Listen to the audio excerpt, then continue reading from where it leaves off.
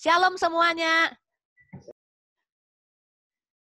Saya percaya semua keluarga New Life, dimanapun keluarga New Life berada, semua kita di dalam perlindungan Tuhan Yesus Kristus. Amin. Dan hari ini adalah minggu terakhir kita sama-sama belajar hidup dalam kemerdekaan Kristus. Ini adalah minggu terakhir dan saya percaya firman di minggu-minggu ini, di bulan ini sungguh-sungguh memerdekakan kita ya. Jadi kita bukan cuma belajar bagaimana kita hidup dalam kemerdekaan Kristus, tapi kemerdekaan itu benar-benar termanifestasi melalui kehidupan kita. Kita betul-betul menghidupi kemerdekaan itu sendiri. Bukan karena kita dengar firman doang, bukan karena kita dengar secara teori, enggak. Saya percaya semua keluarga ini udah semua mengalami kemerdekaan Kristus di dalam kehidupan kita saat ini. Apalagi saat-saat ini adalah saat-saat yang dikatakan saat-saat yang sangat enggak enak gitu ya. Kita terbatas kemana-mana, enggak bisa gitu kan. Mesti diam di rumah, tapi saya percaya pada saat ada kemerdekaan Kristus dalam kehidupan kita, di sanalah ada damai sejahtera yang selalu memenuhi kehidupan kita. Amin, Bapak Ibu ya. Dan kalau kita bicara tentang kemerdekaan Kristus, sadarkah kita, tahukah kita bahwa kita memperoleh kemerdekaan Kristus itu dengan gratis. Kemerdekaan yang kita peroleh itu secara cuma-cuma. Kita nggak pernah yang namanya bayar. Apakah Bapak Ibu pernah membayar tuh kemerdekaan yang kita peroleh di dalam Yesus? Kan tidak pernah sama sekali ya.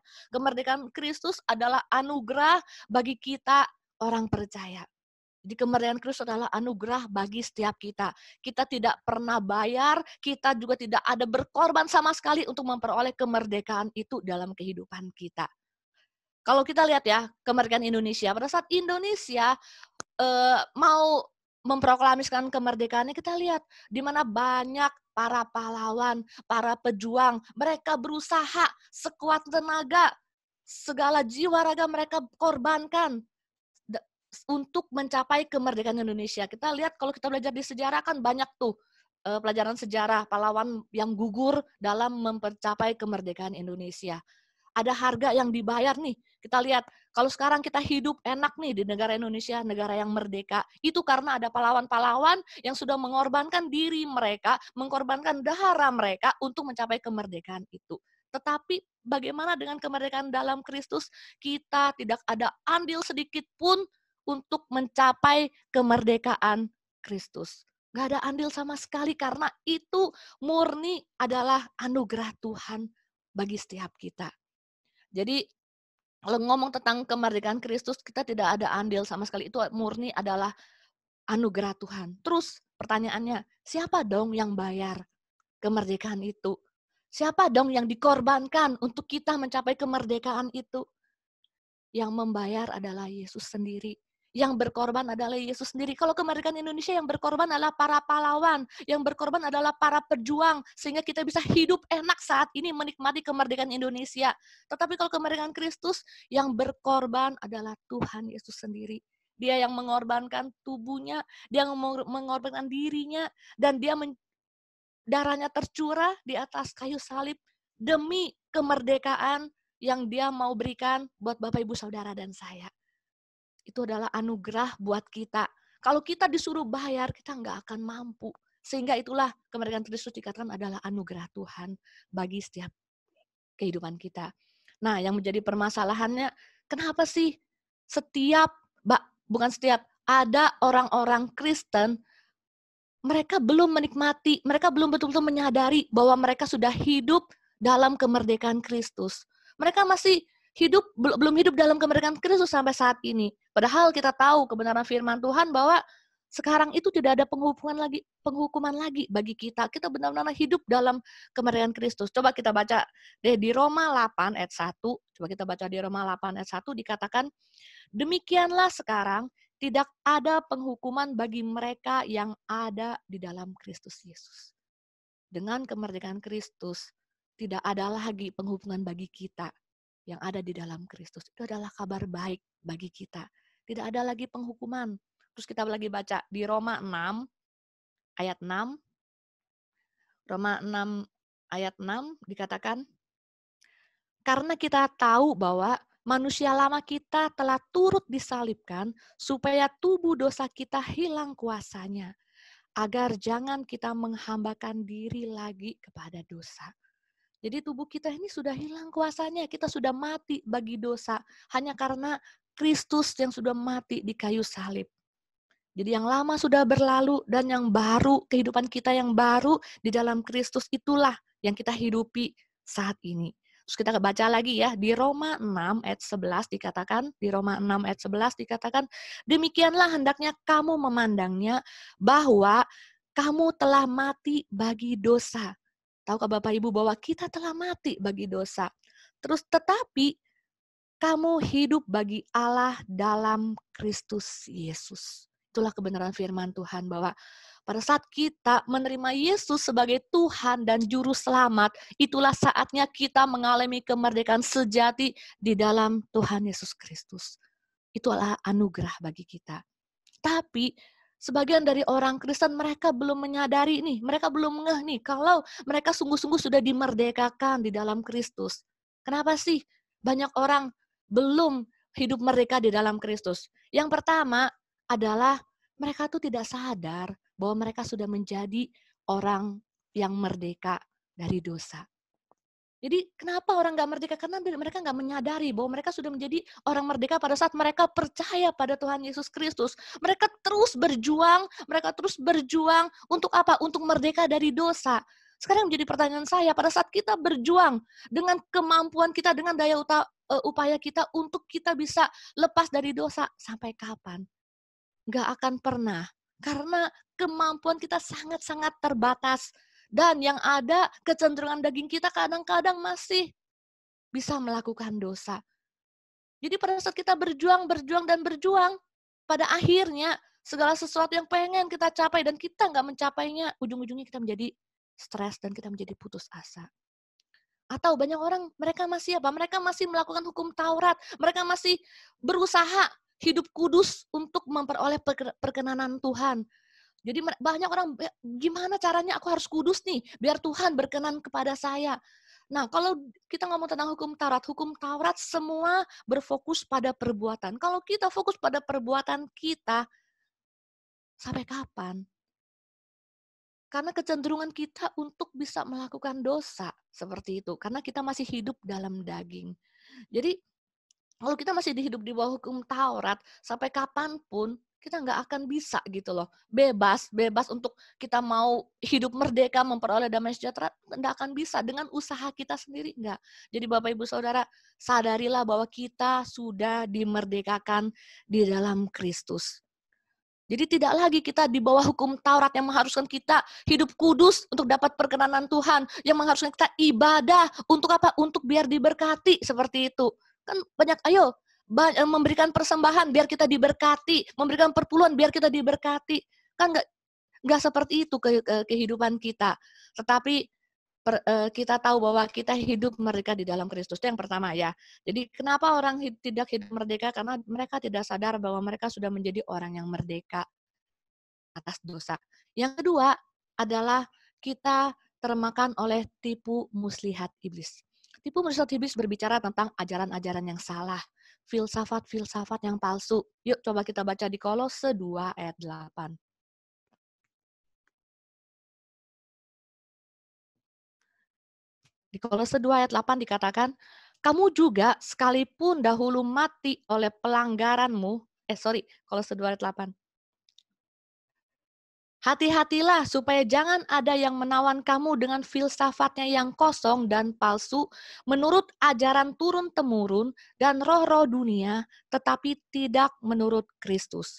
Kalau Bapak Ibu punya TSI, Bapak Ibu bisa baca di Kolose 2 ayat 8 dikatakan, berjaga-jagalah supaya kalian tidak dipengaruhi oleh siapapun untuk mengikuti ajaran sesat. Berhati-hatilah terhadap orang yang mau mengajar kalian tentang hal-hal yang mereka anggap sebagai ajaran yang dalam. Padahal itu sebenarnya hanya pikiran manusia saja. Jangan ikut tertipu oleh mereka, karena sebenarnya ajaran mereka berasal dari para penguasa gelap yang memerintah di dunia ini, bukan dari Kristus.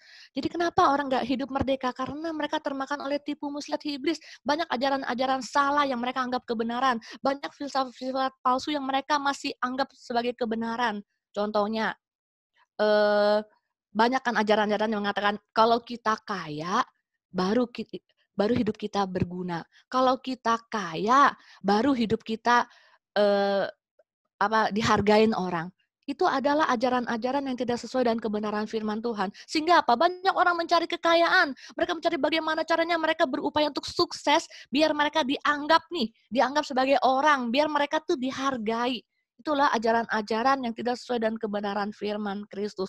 Karena ajaran-ajaran itu tanpa kita sadari, kalau kita termakan dengan ajaran-ajaran itu mempengaruhi apa yang kita lakukan dalam kehidupan kita. Dulu, saya share sedikit dulu, pada suatu ketika, 10 tahun yang lalu pada saat saya sakit. Pada saat saya sakit itu, kami sudah melayani gitu loh, kami sudah melayani sebelum kami menikah. Jadi pada saat saya sakit itu 10 tahun yang lalu dalam posisi kami full melayani, seperti itu. Kami full melayani, kami tidak bekerja, seperti itu. Nah, pada saat saya sakit di mana kondisi, nggak tahu sakit saya apa, dan dalam kondisi saya berobat-berobat dan kami pun nggak punya uang. Setelah itu saya sempat bertanya sama Tuhan, "Tuhan, kok ini terjadi dalam kehidupan kami, di mana kami sudah memberikan masa muda kami untuk melayani Engkau." Kalau dulu saya beranggapan gini, yang menjadi, yang menjadi kepercayaan saya gini, pada saat saya melayani Tuhan, berarti hidup saya itu pasti damai sejahtera, pasti Tuhan tuh memberkati saya, pasti hidup saya itu baik-baik saja, itulah yang menjadi pemikiran saya. Tapi pada saat saya pas melayani dengan sepenuh waktu, terus saya menderita sakit, di mana sakit saya juga nggak tahu sakit saya kenapa dan saya tidak bisa berjalan dan kondisi ekonomi kami tidak memungkinkan untuk saya bisa berobat lagi. Biasanya saya tanya, "Tuhan, kamu ada di mana sih? Kenapa saya melayani Engkau, tapi ini yang saya peroleh?" Dan di sana nggak cuma pada saat nggak, waktu itu bukan cuma saya sakit. Saya merasa, banyak peristiwa yang beruntun yang menimpa kehidupan kami. Dan ada orang yang ngomong gini, "Ci, kayaknya keluargamu itu kok seperti kena kutuk," seperti itu. Saya sempat protes sama Tuhan. Jadi saya bilang, "Tuhan, kamu ada di mana?" Dan secara nggak langsung iman kami goyah gitu loh. "Tuhan, kamu ada di mana? Kenapa kamu enggak secara, mukjizat langsung menyembuhkan saya biar saya bisa bersaksi." Saya maunya seperti itu. Saya maunya saya melayani, terus hidup saya baik-baik saja. Kalaupun saya sakit, Tuhan pasti menolong. Dan pada saat saya tidak melihat adanya jalan keluar, saya sempat menyalahkan Tuhan. Saya cuma bilang, "Tuhan, kamu ada apa enggak sih? Kenapa sampai seperti ini keadaan saya? Terus sampai kapan?" Waktu saya sakit itu dikatakan keadaan yang paling nggak pernah saya, sampai saat ini sakitnya tuh luar biasa, seperti itu. Nah, singkat cerita, puji Tuhan, tangan Tuhan tuh terlalu terulur buat kehidupan kami. Di mana dulu yang menurut saya, pada saat saya melayani, kami memberi diri untuk melayani sepenuh waktu, kehidupan kami baik-baik saja, ternyata enggak seperti itu. Jadi pada saat itu saya melihat bahwa Roh Kudus selalu menolong kami gitu loh. Jadi pada saat saya menganggap bahwa pada saat saya melayani dan kehidupan saya baik-baik saja, ternyata pemikiran saya itu sangat-sangat salah. Sangat-sangat nggak benar. Bukan berarti kita melayani di gereja, melayani sepenuh waktu, itu berarti hidup kita baik-baik saja. Enggak. Sepanjang kita hidup di dunia ini, masalah itu pasti ada. Tapi perlu kita menyadari bahwa Tuhan tuh pasti ada, tangannya selalu terulur untuk menolong kita. Nah, pada saat itu saya bisa sampai merasa, "Tuhan, kamu ada di mana sih? Kenapa kamu udah menolong saya?" Itu karena di pemikiran saya, pengajaran yang saya terima bahwa pada saat saya melayani, pasti hidup saya itu baik-baik saja, seperti itu. Tapi puji Tuhan, Tuhan menolong, Tuhan yang mengingatkan, saya percaya Roh Kudus yang menuntun, sampai pada satu titik saya bilang, "Tuhan, saya berserah. Saya sudah nggak ada duit, saya juga nggak bisa ke dokter lagi, saya berserah. Kalau memang waktu saya selesai, ya sudah." Dan itu keadaannya itu sangat-sangat nggak baik bagi saya. Karena apa? Waktu itu anak-anak saya juga masih kecil dan saya untuk merawat anak-anak saya pun nggak bisa. Seperti itu. Oh ya, waktu saya sakit itu, sakit saya itu adalah tumor di dalam tulang belakang.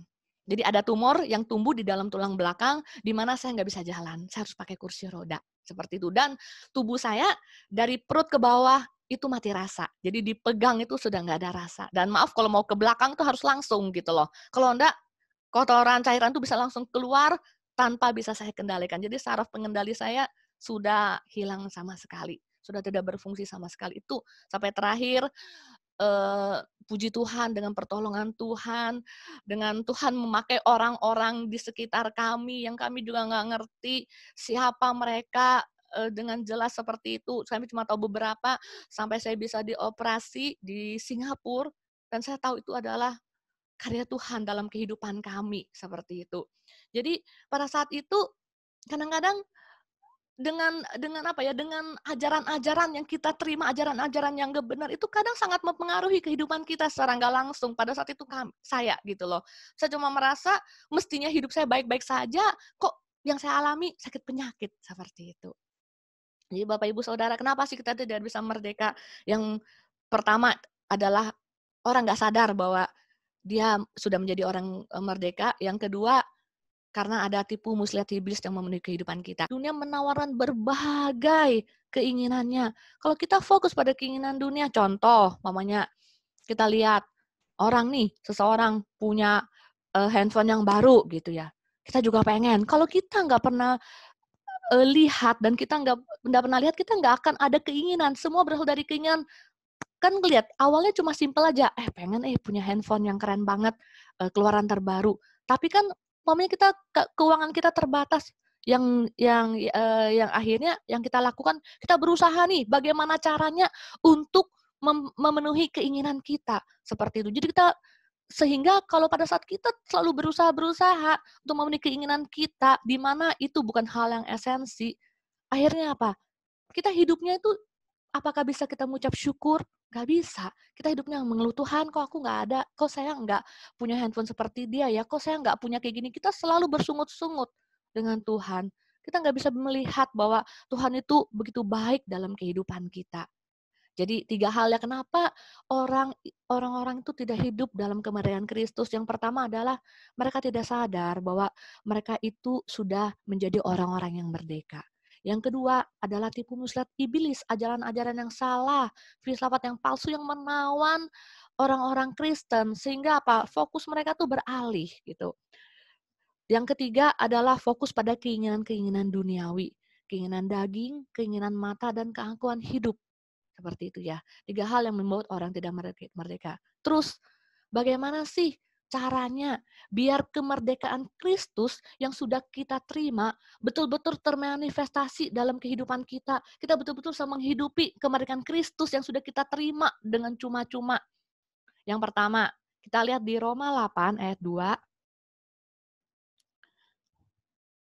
Di Roma 8 ayat 2 dikatakan, roh yang memberi hidup telah memerdekakan kamu dalam Kristus dari hukum dosa dan hukum maut. Jadi yang pertama, gimana sih biar kemerdekaan Kristus bisa termanifestasi dalam kehidupan kita? Yang pertama adalah hidup merdeka dari dosa dan maut. Yang pertama adalah hidup merdeka dari dosa dan maut. Gimana sih kita hidup merdeka dari dosa? Pada saat mamanya kita menyadari, "Wow, saya ini adalah orang yang cepat marah."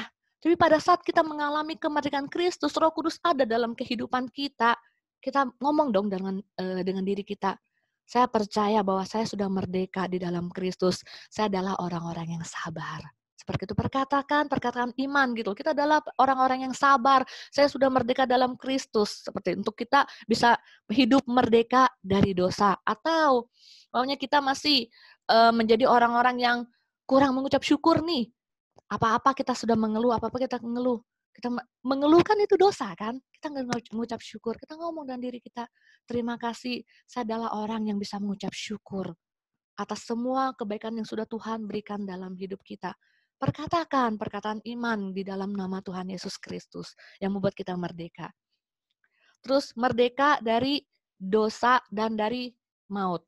Bagaimana kita tahu bahwa maut sudah dikalahkan pada saat Tuhan Yesus disalib 2000 tahun yang lalu. Jadi maut sudah tidak berkuasa lagi dalam hidup kita. Jangan kita takut.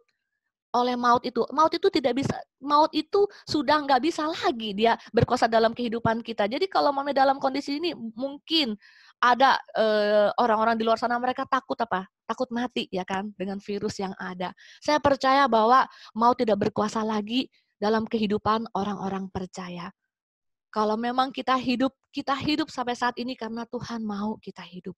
Kalau memang waktu kita selesai dengan caranya yang kita nggak tahu untuk kita bisa pulang ke rumah Bapa seperti itu. Jadi kita bisa merdeka dari hidup merdeka dari dosa dan maut. Jadi itu adalah hal-hal yang sederhana di mana kadang-kadang gimana ya kita masih mikir, iya ya kenapa kita masih memikirkan dosa-dosa, kesalahan-kesalahan yang kita lakukan. Yuk, mari keluarga New Life, marilah kita menyadari bahwa kemerdekaan Kristus sudah kita terima di dalam nama Tuhan Yesus Kristus. Yang pertama adalah hidup merdeka dari dosa dan maut. Yang kedua, saya kasih poin bahwa hidup dalam tuntunan Roh Kudus. Kita baca di ayat 11 ya, kita baca di ayat 11 di Roma 8 ayat 11. Dikatakan, dan jika roh Dia yang telah membangkitkan Yesus dari antara orang mati diam di dalam kamu, maka Ia yang telah membangkitkan Kristus Yesus dari antara orang mati akan menghidupkan juga tubuhmu yang fana itu oleh rohnya yang diam di dalam kamu.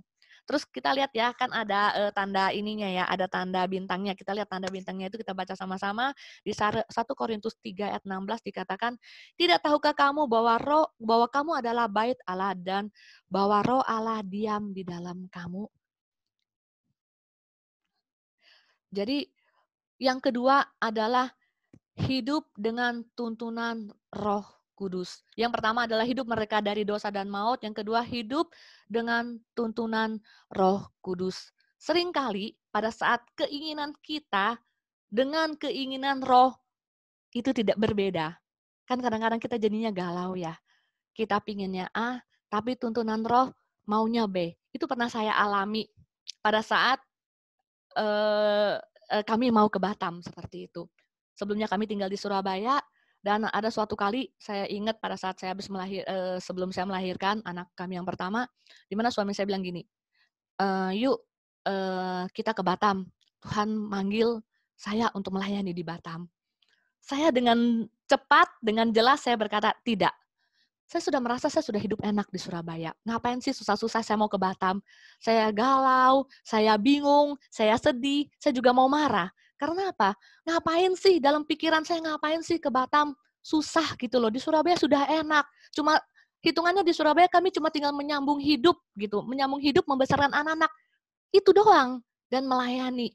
Kenapa sih ke Batam yang menurut pemikiran saya di Batam adalah desa seperti itu, kampung seperti yang nggak jelas, yang banyak hutannya seperti itu. Karena itu pun saya baru dengar gitu kan, Batam memang dekat dengan Singapura, tapi kayaknya deso banget seperti itu. Jadi saya bilang tidak kayak gitu. Jadi saya tahu apa yang menjadi keinginan Tuhan dengan keinginan saya pribadi itu sangat-sangat bertolak belakang. Tapi di mana pada saat saya memang secara mulut bilang tidak. Saya sedih, saya marah, Tuhan ngapain sih? Saya tanya ngapain sih kami harus ke Batam? Bukankah di Surabaya kami sudah melayani dengan baik, ngapain kau repot-repot pergi Batam seperti itu. Tapi satu hal yang saya sadari pada saat saya bingung, saya galau, dari sana saya menyadari bahwa apakah saya mau mengikuti apa kata Roh Kudus buat hidup kami, apa yang menjadi rancangan Tuhan buat hidup kami, atau saya mau tetap berpegang pada keinginan saya untuk saya tidak mau ke Batam. Itu pilihan ada di tangan kami waktu itu. Meskipun suami saya sudah ngomong, yuk, dia bilang, Tuhan manggil saya untuk melayani ke Batam. Jadi singkat cerita, akhirnya meskipun secara mata saya melihat pergi ke Batam itu adalah gelap seperti itu, gelap gulita, tidak ada pengharapan sama sekali. Kayaknya ke Batam itu membuat hidup saya itu susah seperti itu. Tapi pada saat itu puji Tuhan, saya tahu Roh Kudus yang memberikan kekuatan buat saya sampai akhirnya saya bilang, oke, kalau Tuhan panggil kamu ke Batam, oke, yuk kita pergi seperti itu. Saya mau untuk ke Batam. Jadi pada saat keinginan kita dengan keinginan Roh itu nggak sama, yuk keluarga New Life, kita belajar untuk mengikuti tuntunan Roh Kudus dalam kehidupan kita. Meskipun seperti saya tidak melihat bahwa ada pengharapan di Batam secara mata saya. Saya belum bisa melihat apa yang suami saya lihat pada saat itu. Tapi saya cuma belajar untuk taat, untuk ngikuti gitu loh, apa maunya Tuhan buat suami saya yang menjadi imam buat saya pada saat itu. Dan nggak sampai sana, banyak keinginan saya dengan keinginan Roh itu sangat-sangat bertolak belakang gitu loh. Itu yang pertama. Dan kedua, maksudnya yang sangat mempengaruhi hidup saya pada saat keinginan Roh tidak sesuai dan keinginan saya adalah pada saat kami mau memulai pelayanan New Life. Jadi singkat cerita, sebelumnya suami saya sudah melayani di satu gereja yang lumayan besar, di mana suatu kali dia tahu bahwa Tuhan minta dia mundur dari gereja itu dan memulai untuk melayani orang-orang yang dikatakan orang-orang yang terbuang, orang-orang yang hilang pengharapan, orang-orang yang tidak masuk hitungan manusia seperti itu. Nah, untuk kedua kalinya hal-hal yang besar ini saya berkata tidak seperti itu. Karena saya pikir ngapain? Waktu Tuhan memanggil suami saya untuk memulai pelayanan yang dipandang orang sebelah mata, yang dipandang orang adalah pelayanan yang membutuhkan banyak sekali biaya, seperti itu saya bilang, "Enggak, ngapain? Sekarang kita sudah hidup enak." Segitu. Kalau dulu waktu kami mau ke Batam, saya cuma membawa satu anak, satu bayi. Tapi pada saat suami saya mau mundur dari gereja dulu dan memulai pelayanan yang ini, anak kami ada 3, seperti itu.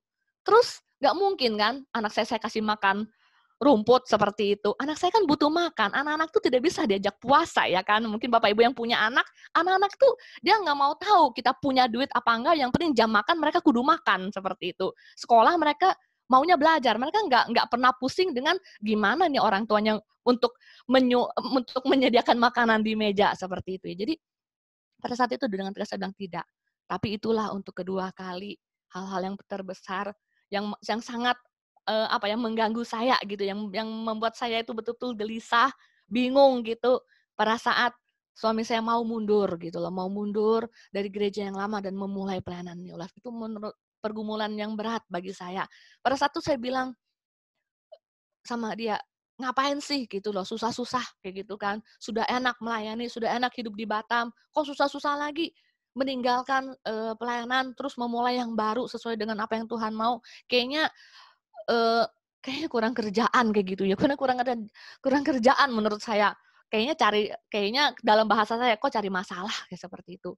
Tapi saya menyadari bahwa itu yang Tuhan rancangan buat kehidupan kami. Apakah saya mau gitu loh, mengesampingkan, menaruh apa yang menjadi keinginan daging saya dan mengikuti tuntunan Roh Kudus. Itu enggak gampang, secara daging tuh enggak gampang. Saya pengen teriak, "Tuhan, kalau boleh aku bilang aku enggak mau." Kalau boleh aku bilang, "Aku tetap seperti keadaan seperti ini." Cuma saya tahu bahwa kita belajarlah untuk dengar apa yang Tuhan mau dan nurut baik-baik. Mungkin secara mata kita melihat semua gelap, itu untuk kedua kalinya saya melihat bahwa masa depan saya suram gitu. Masa depan saya gelap, saya tidak melihat apa-apa sama sekali di depan mata saya. Secara mata, secara jasmani. Saya belum bisa melihat apa yang dilihat oleh suami saya. Tapi puji Tuhan, pada saat itu Roh Kudus menguatkan saya untuk saya bisa mengikuti apa yang Roh Kudus mau dalam kehidupan kami. Karena memang suami saya tipenya gini, kalau saya bilang saya masih belum setuju, dia tidak akan melangkah seperti itu. Dia akan menunggu kalau saya setuju, baru kami melangkah bersama. Suami saya punya prinsip seperti itu. Jadi singkat cerita akhirnya saya bilang, "Oke, kalau kamu mau mulai untuk mundur dan melayani, mulai merintis pelayanan, oke, saya setuju." Dan itu masa-masa pergumulan saya enggak cuma sehari, 2 hari, Bapak Ibu, itu 1 tahun. Saya bergumul untuk hal ini adalah 1 tahun. Dan puji Tuhan, Tuhan Yesus, Roh Kudus yang menguatkan gitu, Roh Kudus yang selalu memberi kekuatan ya untuk kita bisa melangkah. Jadi kalau kita bisa melangkah sesuai dengan tuntunan Roh Kudus, itu juga bukan karena kita, Roh Kudus yang memampukan kita. Itu yang kedua ya, hidup sesuai dengan tuntunan Roh Kudus. Terus yang ketiga, kita lihat di Roma 8 ayat 14 sampai 17. Di Roma 8 ayat 14 sampai 17 dikatakan, Semua orang yang dipimpin Roh Allah adalah anak Allah. Sebab kamu tidak menerima roh perbudakan yang membuat kamu menjadi takut lagi, tetapi kamu telah menerima roh yang menjadikan kamu anak Allah. Oleh roh itu, kita berseru, ya Aba, ya Bapa. Roh itu bersaksi bersama-sama dengan roh kita bahwa kita adalah anak-anak Allah. Dan di ayat 17 dikatakan, dan jika kita adalah anak, maka kita juga adalah ahli waris. Maksudnya orang-orang yang berhak menerima janji-janji Allah yang akan menerimanya bersama-sama dengan Kristus. Yaitu juga kita menderita bersama-sama dengan Dia, supaya kita juga dipermuliakan bersama-sama dengan Dia. Jadi yang ketiga, saya nulis adalah hidup sebagai anak Allah dan ahli waris. Hidup sebagai anak Allah dan ahli waris. Pada saat kita hidup sebagai anak Allah dan ahli waris, kita hidup oleh karena janji-janji Tuhan yang sudah kita terima di dalam nama Tuhan Yesus Kristus. Amin Bapak Ibu ya. Jadi kalau kita baca di firman tuh banyak itu janji-janji Tuhan buat kehidupan kita, dan janji yang paling berharga adalah Dia sudah memberikan Roh Kudus buat kehidupan kita. Roh Kudus yang 24 jam menyertai kehidupan kita. Ya kan? Itu yang janji yang sudah Dia berikan, itu yang paling berharga. Apa sih yang paling berharga dalam kehidupan kita? Pada saat Tuhan Yesus, Dia memberikan dirinya untuk disalib. Coba kita lihat deh di Yohanes 3 ayat 16. Kalau Bapak Ibu lihat, coba kita lihat di Yohanes 3 ayat 16. Dikatakan, karena begitu besar kasih Allah akan dunia ini, sehingga Ia telah mengaruniakan anaknya yang tunggal, supaya setiap orang yang setiap orang yang percaya kepadanya tidak binasa, melainkan beroleh hidup yang kekal. Itulah janji Allah yang paling luar biasa yang sudah kita terima, yang kita terima sebagai orang-orang percaya, sebagai anak-anak Tuhan, bahwa kita menerima kehidupan kekal, kita menerima janji keselamatan yang luar biasa, yang tidak pernah dijanjikan oleh kepercayaan-kepercayaan lain. Itulah yang sudah Yesus berikan di dalam kehidupan kita. Jadi ada 3 hal ya, kemerdekaan di dalam Kristus. Yang pertama adalah hidup merdeka dari dosa dan maut. Yang kedua adalah hidup sesuai dengan tuntunan Roh. Dan ketiga, hidup sebagai anak Allah dan ahli waris. Kita adalah ahli-ahli waris. Amin Bapak Ibu. Apa yang menjadi milik Bapak adalah milik anak. Gak mungkin apa yang menjadi milik Bapak dikasihkan nih ke tetangga. Kan gak mungkin. Apa yang menjadi milik Bapak pasti diwariskan ke anak. Itu sudah harga mutlak. Jadi dia adalah Bapak kita. Bapak di surga adalah Bapak kita. Dia mewariskan segala sesuatu yang terbaik buat setiap kita. Kita baca satu ayat terakhir di 2 Korintus 1 ayat 20.